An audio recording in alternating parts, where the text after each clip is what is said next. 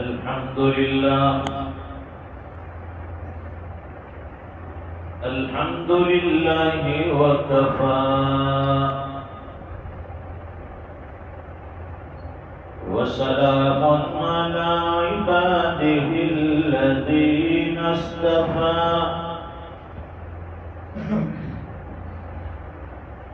خصوصا على أفضلهم وخاتم النبيين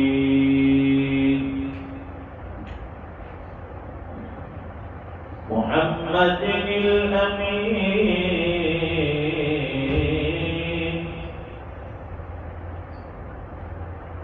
وعلى آله وصحبه أجمعين. أما بعد فأعوذ بالله من الشيطان الرجيم. بسم الله الرحمن الرحيم.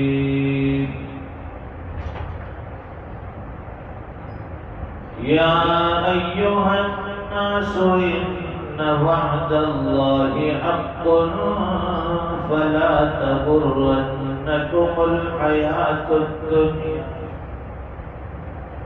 ولا يغرنكم بالله الغرور. صدق الله العظيم. اللهم صل على سيدنا ومولانا محمد وعلى آل سيدنا محمد وبارك وسلم. بزرگوں اور دینی بھائیوں،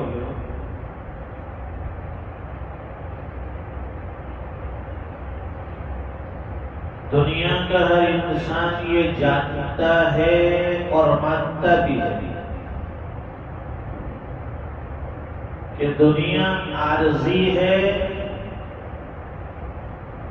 اور ہم بھی یہاں عارضی طور پر آئے ہیں.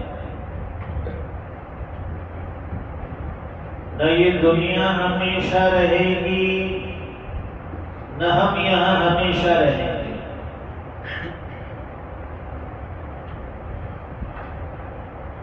اللہ تعالیٰ نے یہ دنیا بنائی، جب سے بنائی آج تک کروڑوں انسان آئے دنیا سے چلے گئے. جب تک یہ دنیا رہے گی کروڑوں انسان آئیں گے اور چلے جائیں گے. معلوم یہ ہوا کہ یہ دنیا گزر جائے گا، اس کو دوام نہیں ہے، ہمیشگی نہیں ہے. اب جو چیز عارضی ہوتی ہے اس کے ساتھ تعلق بھی اتنا ہی ہونا چاہیے.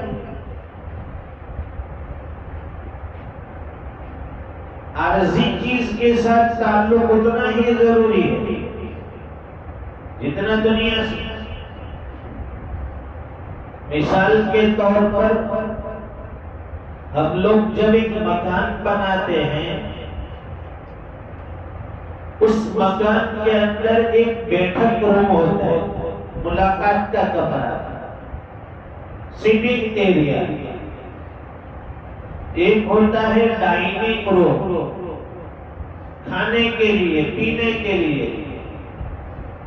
ایک ہوتا ہے بیڈ روم، سونے آرام کرنے کے لیے.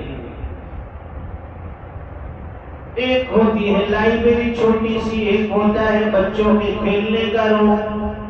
سب الگ الگ کمرے اور روم بنے.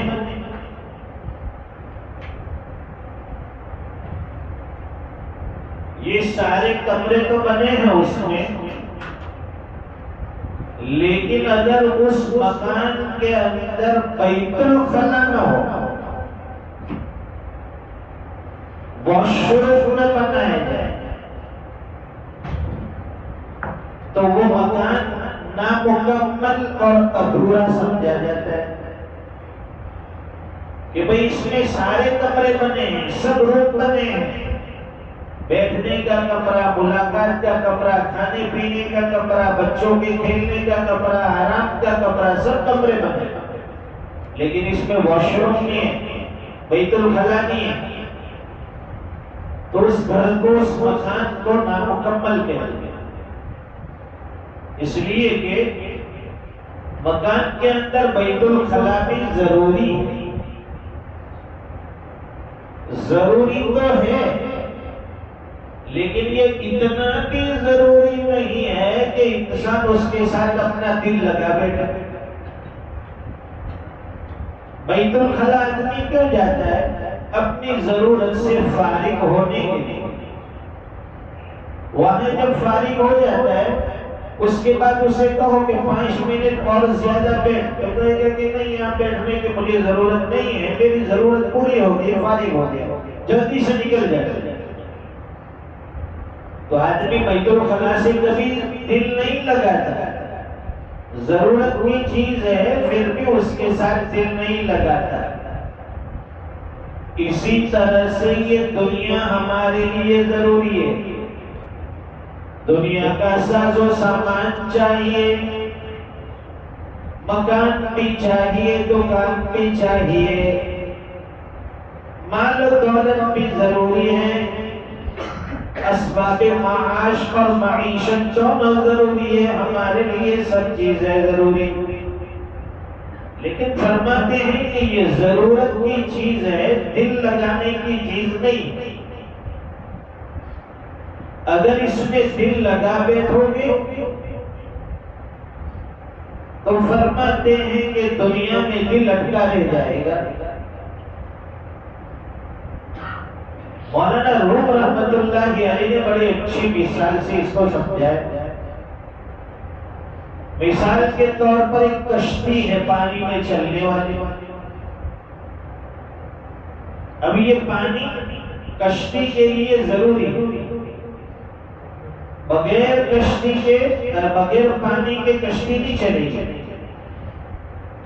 کشتی کو اگر چلانا ہے تو پانی ہونا ضروری ہے، اس کے آگے بھی، پیچھے بھی، دائیں بھی، بائیں بھی، چاروں طرف پانی۔ اب یہ اچھی طرح سے کشتی کو چلائے گا،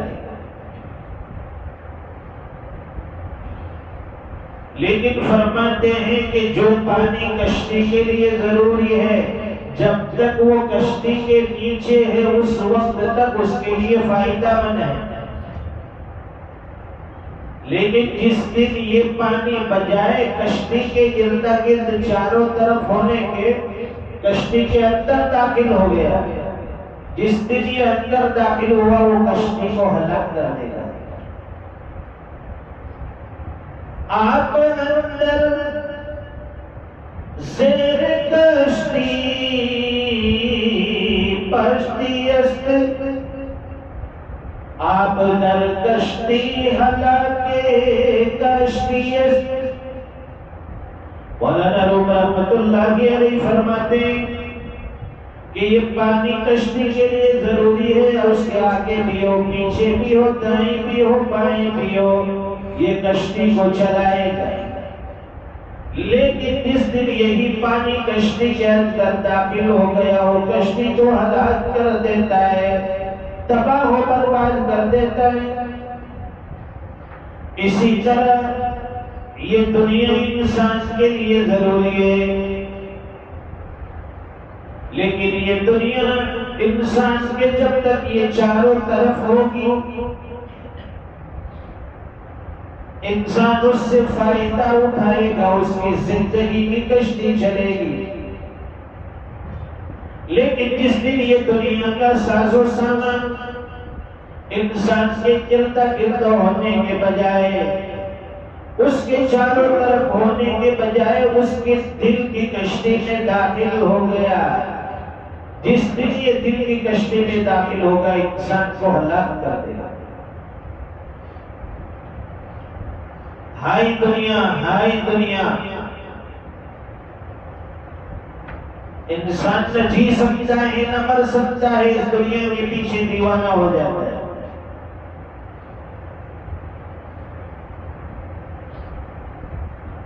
اسی لیے اللہ والے کے ساتھ بھی عجیب واقعات ہوتے ہیں۔ شیخ فرید الدین عطار رحمۃ اللہ علیہ بہت بڑے بزرگ گزرے، اللہ کے ولی،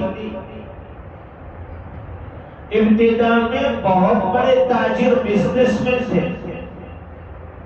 مدارس اسلامیہ میں ان کی ایک کتاب پڑھائی جاتی ہے، بند نامہ، فارسی اشعار کی کتاب ہے، بڑی جامع کتاب ہے۔ تو ابتدا میں شیخ فرید الدین عطار جو ہے بڑے تاجر تھے، بزنس مین تھے، یونانی دواؤں اور عطر کا بہت بڑا کاروبار تھا۔ ایک دن صبح کے وقت دکان پر بیٹھے ہوئے تھے، دکان میں چاروں طرف اوپر نیچے دائیں بائیں عطر کی شیشیاں اور دوائیں رکھی ہوئی ہیں۔ صبح صبح ایک فقیر، ایک مجذوب قسم کا آدمی دکان پر آیا، آ کر کھڑا ہو گیا۔ وہ دکان میں رکھی ہوئی چیزوں کو غور سے دیکھتا ہے، کبھی اوپر دیکھتا ہے، کبھی نیچے دیکھتا ہے، کبھی دائیں دیکھتا ہے، کبھی بائیں دیکھتا ہے، بس وہ گھر کے دیکھ رہا ہے۔ شیخ فرید الدین عطار نے پوچھا، بھائی تمہیں کچھ خریدنا ہے؟ کہ نہیں، خریدنا کچھ نہیں۔ فرمایا کہ پھر اس طرح سے کیوں دیکھتے ہو؟ وہ فقیر کہنے لگا کہ میں اصل میں دیکھ رہا ہوں کہ آپ کی دکان یہ ساز و سامان سے عطر کی شیشیوں سے بھری پڑی، اس لیے میں سوچتا ہوں کہ جب تمہاری جان نکلے گی، جسم سے روح نکلے گی، کیسے نکلے گی؟ کبھی ایک شیشے میں داخل ہوگی، کبھی دوسری شیشے میں داخل ہوگی، کبھی تیسری شیشے میں داخل ہوگی، بڑی تکلیف ہوگی تمہاری جان نکلنے میں۔ تو شیخ فرمانے لگے غصے میں آ گیا کہ تجھے میری جان کی کیا پڑی، تو اپنی جان کی فکر کر۔ وہ فقیر کہنے لگا کہ حضرت میری جان نکلنے میں کیا تکلیف پریشانی ہو رہی ہے، میرے پاس نہ دنیا ہے، نہ کاروبار ہے، نہ بزنس ہے، میں تو فقیر آدمی ہوں، بس میری جان اس طرح سے نکل جائے گی۔ یہ کہہ کر وہ دکان کے سامنے ہی نیچے زمین پر لیٹ گیا اور زبان پر کلمہ جاری، اشہد ان لا الہ الا اللہ واشہد ان محمد رسول اللہ۔ کلمہ پڑھا اور اس کی جان نکل گئی، روح پرواز ہو گئی، اتنی آسان سے۔ شیخ فرید الدین عطار رحمۃ اللہ علیہ نے جب یہ دیکھا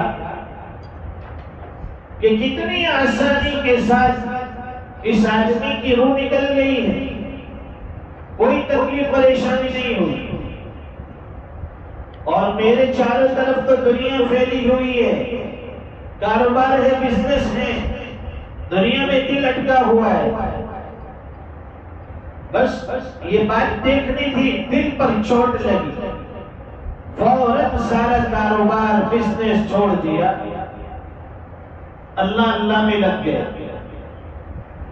اور دنیا چھوڑ کر اللہ کی اتنی عبادتیں، ریاضتیں، مجاہدے کیے کہ اللہ نے وقت کا شیخ بنایا، ہزاروں انسانوں کی اصلاح کا ذریعہ بنایا۔ اب یہی دنیا ہمارے چاروں طرف پھیلی ہوئی، اللہ والے جو ہوتے ہیں نا، دنیا ان پر اثر نہیں کرتی، کتنا بھی مال و دولت آ جائے، نہ لالچ دے سکے کہ مجھ کو یہ سکوں کی جھنجھکاریں، میرے دستے توکل میں ہے استغنا کی تلواریں۔ ہم لوگ مال و دولت دیکھ کر مرغوب ہو جاتے ہیں، اس کی چمک دمک سے متاثر ہوتے ہیں، اللہ والے اس کو کچھ نہیں سمجھتے، ان کے سامنے کوئی حیثیت نہیں ہوتی ان چیزوں کی، بس وہ دل اللہ کے ساتھ لگا ہوتا ہے، آخرت کی طرف متوجہ ہے، اس لیے ان کی نمازوں میں جان ہوتی ہے۔ وہ نماز جب پڑھتے ہیں ایسی نماز پڑھتے ہیں کہ خدا کے یہاں وہ فوراً قبول ہوتی ہے۔ اور ہماری نمازیں کیسی ہے؟ دنیا دل میں بسی ہوئی ہے، چاروں طرف حالات ہیں، امیدیں ہیں، آرزویں ہیں، تمنائیں ہیں، دنیا میں دل اٹکا ہوا ہے، پھر ہماری نمازیں بھی ویسی ہوگی۔ میری غفلتوں کی بھی حد نہیں، تیری رحمتوں کی بھی حد نہیں، میری غفلتوں کی بھی حد نہیں، تیری رحمتوں کی بھی حد نہیں، نہ میری خطا کا شمار ہے نہ تیری عطا کا شمار ہے۔ بس یہ تو اللہ چلا رہے گا، روزانہ ہمارے گناہ دیکھیے اور پھر اللہ کی عطا اور بخشش دیکھیے۔ گناہ پہ گناہ ہو رہے ہیں، دعوے پڑے ہیں ہمارے پاس، لیکن دعوے کی دلیل کوئی نہیں ہے، اپنے دعوے کو ثابت نہیں کر سکتے۔ مسلمان ہے، دعویٰ ہے، دلیل کوئی، عبادت گزار ہے، دعویٰ ہے، اس کی دلیل کوئی نہیں، ایماندار ہے، دعویٰ ہے، دلیل کوئی نہیں۔ اس لیے دعوے کے ساتھ دلیل دیجیے، صحابہ کرام دعویٰ اور اس کے ساتھ دلیل پیش کرتے ہیں۔ ان کے پاس عملی زندگی تھی، ہمارے پاس عملی زندگی نہیں رہی ہے، صرف وہ ہوا باتیں رہ گئی ہیں، عمل ختم ہو گئے۔ قرآن کریم میں اللہ فرماتے ہیں یا ایھا الناس، اے لوگو، ان وعد اللہ حق، اے لوگوں اللہ کا وعدہ حق ہے، اللہ کا وعدہ سچا ہے، ایک دن دنیا چھوڑ دیے، یہ سانسیں چل رہی ہے بند کر دی جائے گی، یہ زبان چل رہی ہے اس کو بند کر دیا جائے گا، آنکھیں کھلی ہے بند کر دی جائے گی، جسم کی نقل و حرکت منہ ختم کر دی جائے گی۔ ان وعد اللہ حق، اللہ کا وعدہ جس وقت آئے گا جسم سے جان نکل جائے گی، قبر کے گھڑے میں لٹا دیا جائے گا، حساب کتاب شروع ہو جائے گا، منکر نکیر سوال کریں گے، من ربک، تیرا رب کون ہے، تیرا نبی کون ہے، تیرا دین کون ہے، یہ سوالات ہوں گے۔ میدان محشر میں کھڑا ہونا ہے، میزان قائم کی جائے گی، زندگی کے اعمال تولے جائیں گے، اللہ کے سامنے ایک ایک لمحے کا حساب دینا پڑے گا، پوری زندگی کا حساب لاؤ، قیمتی زندگی دی، جوانی دی، حسن دیا، مال و دولت دی، اولاد کی نعمت دی، ماں باپ کی نعمت دی، بہت کچھ نعمتیں دی، لاؤ اس کا حساب۔